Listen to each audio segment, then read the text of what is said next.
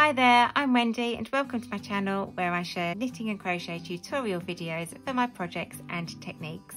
And today's video is a sock knitting video, and I'm going to be showing you how to work Judy's magic cast on for when you need that lovely seamless beginning of your work when you're making toe up socks. So I'm going to show you how to work this method starting off two ways. The first way, I'm going to be twisting the threads to create my very first stitch, and in the second method I'm going to be showing you exactly the same thing but starting off with a slip knot instead. But just before we start, if you're new to my channel, then don't forget to subscribe and you'll get to hear when my new videos and updates go live. And if you've enjoyed this video, it would be lovely if you gave me a thumbs up as well. But for now, we'll get straight on and start working Judy's magic cast on, and the first method will be where I'm twisting the threads to create that first stitch.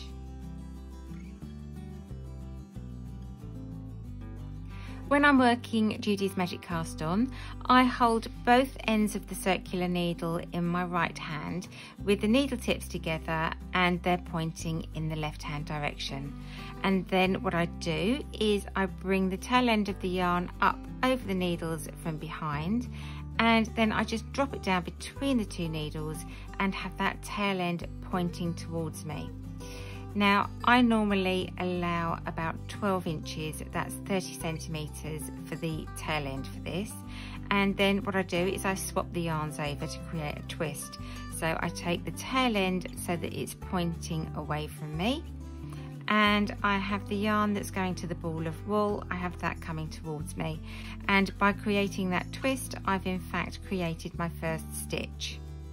So the next thing I need to do is create a little bit of tension between those yarns.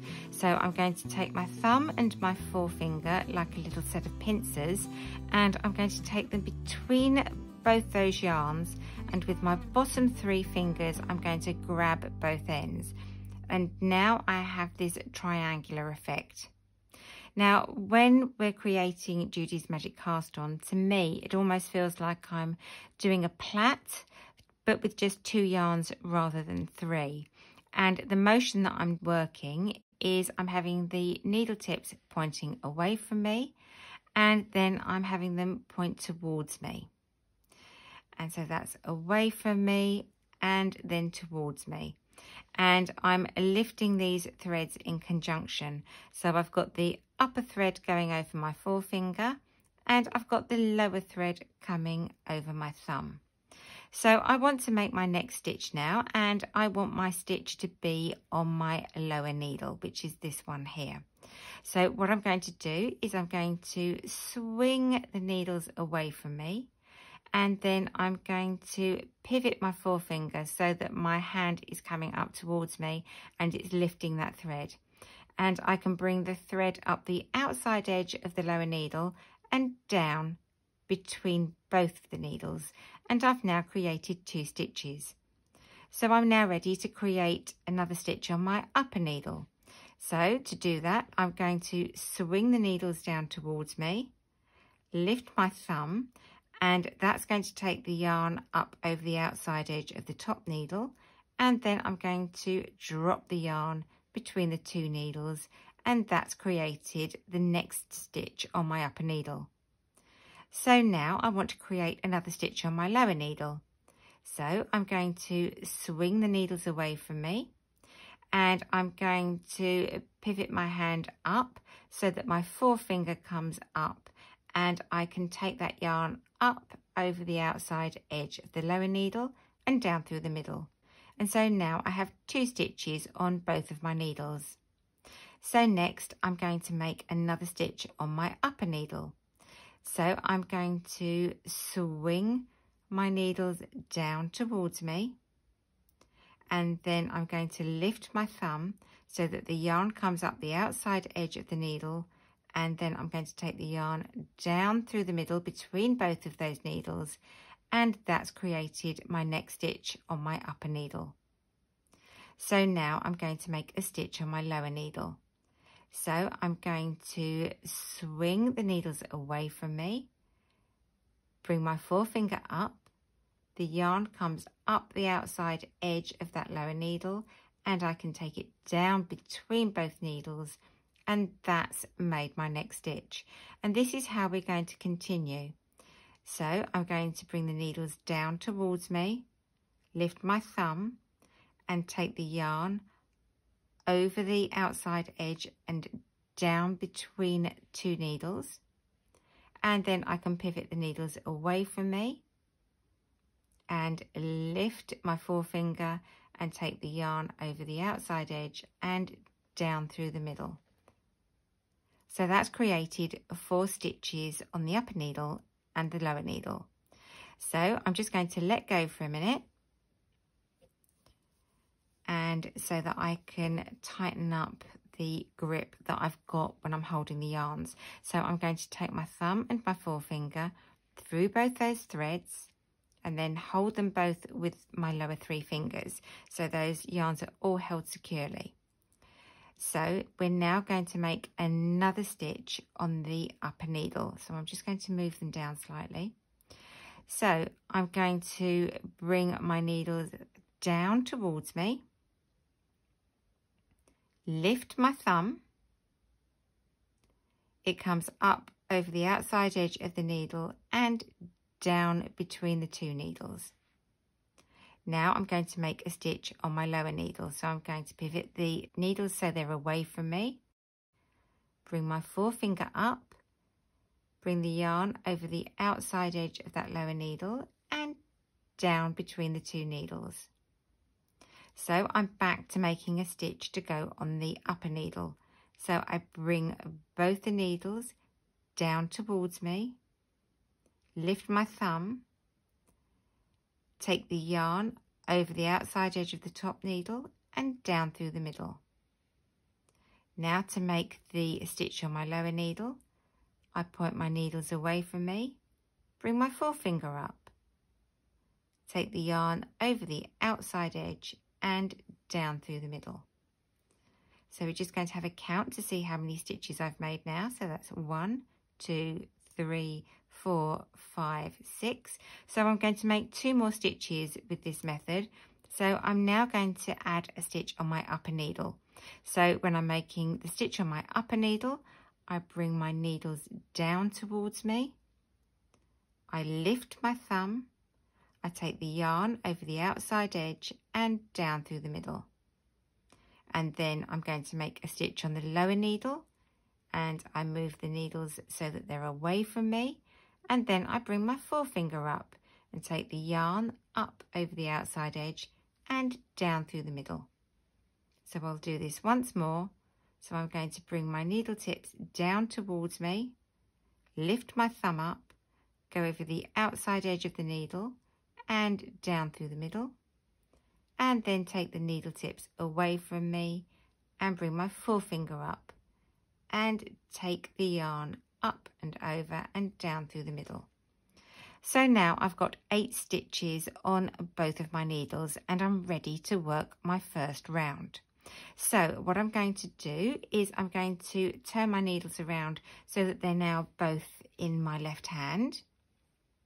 And I'm going to take this tail end and I'm just going to twist it around to just secure it in place. So that's just holding that first stitch on my top needle in place. And now I'm going to pull out the bottom needle.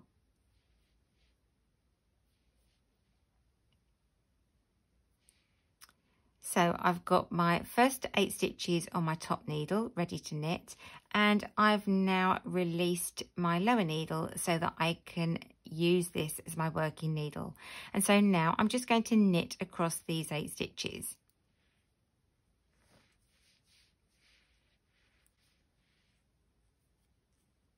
So that's my first stitch, my second, my third, just tuck that little tail end out the way, my fourth, my fifth, that little tail end is being pesky, my sixth, my seventh, and my 1/8.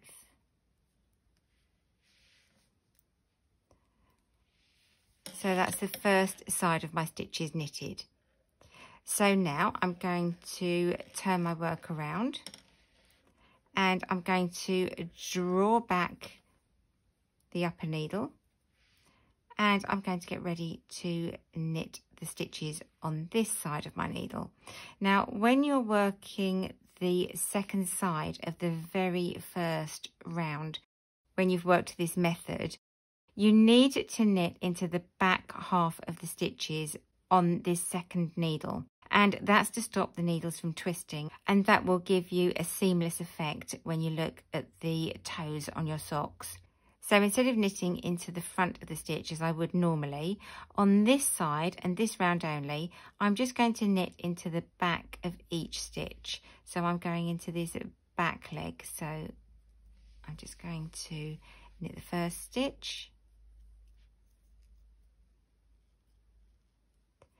and then my second, and I'm going into the back of each stitch.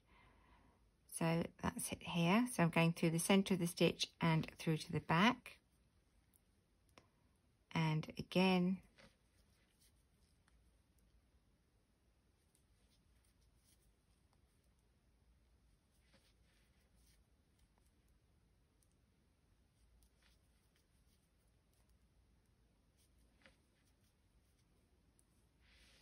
and if we take a look at it now, I'm just going to pull that tail end.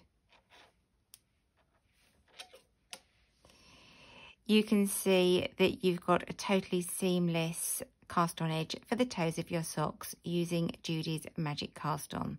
Now that's working the cast on without using a slip knot, and now I'm going to show you how to work the cast on method when using a slip knot as well. In this version of Judy's Magic Cast On, I'm going to start with a slip knot. So I'm going to make my slip knot about 12 inches, that's 30 centimetres away from the beginning of the tail end of my yarn. And then I'm just going to pop that on one of the needles. So my slip knot's on here nice and secure, and I've got the tail end pointing away from me. And then I'm going to bring my other needle up next to it, and I've got the yarn that's going to my ball of wool, I've got that coming towards me. So some people might find that this feels a little bit more secure when you're working this method. As I say, it's just a question of choice, which one you prefer to use. So again, I'm going to take my thumb and my forefinger, and I'm going to use it as a little set of pincers and take it through both of those yarns. And now I can grab both of the yarns together, and I've created that tension. So again, I'm going to call the yarn that's going to my forefinger the top yarn, and the yarn that's going over my thumb the bottom yarn. And I'm going to be swinging the needles away from me and then swinging them towards me. So to put the stitch on my lower needle, I'm going to swing the needles away from me, bring my forefinger up and bring the yarn over the outside edge of the bottom needle and down between the two needles. Then I'm going to swing the needles down towards me, and I'm going to bring my thumb up and bring the yarn up over the outside edge and down between both of the needles. And then again, I'm pointing the needles away from me, bringing my forefinger up, bringing the yarn over the outside edge of the bottom needle and down between the two needles, and then swinging those needles back towards me and bringing my thumb up and taking the yarn over the outside edge and down through between both the needles. So I'm now going to put a third stitch on my bottom needle. So I'm swinging the needles away from me, and I'm bringing the forefinger up and the yarn over the outside edge of the bottom needle and down between the two. And then I'm going to swing my needles down towards me and bring my thumb up and take the yarn up over the outside edge and down between the two needles. and I carry on doing this. So I'm now pointing the needles away from me, bringing my forefinger up and bringing the yarn up and over the outside edge and down between the two, and then bringing my needles down towards me, bringing my thumb up, taking the yarn over the outside edge and between the two needles, and then swinging the needles away from me, bringing my forefinger up, taking the yarn over the outside edge of the bottom needle and through the middle between both the needles, and that is creating exactly the same effect.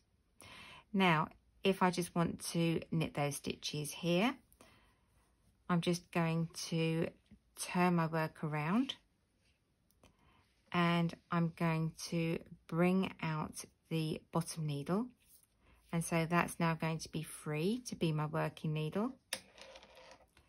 And then I want to twist this tail end so that it's out of the way and that it's being caught within the stitch. So that's there. And now I'm ready to knit those first stitches on the upper needle. So I'm just going to knit those as normal. So that's my first, my second, my third, my fourth and my fifth. You may have just heard my dog snoring there. He's having a lovely sleep in the background. And then I'm going to turn my work around so that the needles are pointing in the right hand direction, and I'm going to draw back that upper needle. So I'm going to put the upper stitches ready to work on the upper needle, and I'm going to draw out the lower needle so that I've got that working needle again.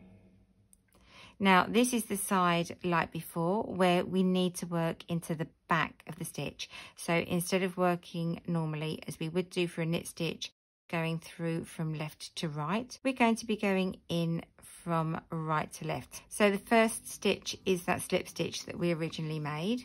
So we're going to work through that. So that's my first stitch, and then I'm working through the back of the stitch all the way along.